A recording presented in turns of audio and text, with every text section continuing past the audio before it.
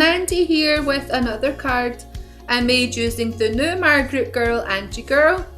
I started off by stamping her onto some white card, and then I ran it through my die cutting machine using the wonky stitch die to give this nice edge. Then I'm using my watercolour markers just to colour in the skin and the hair.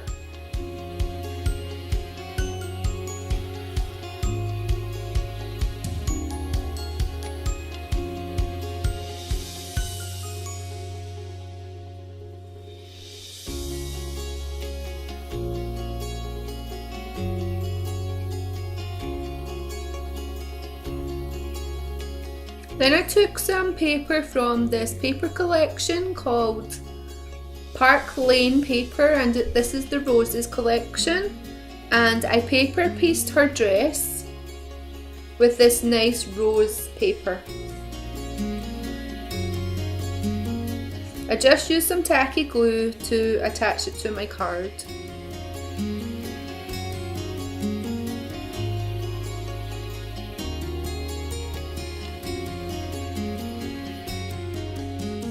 Then I used the same paper and cut out some flowers to make some embellishments for my card.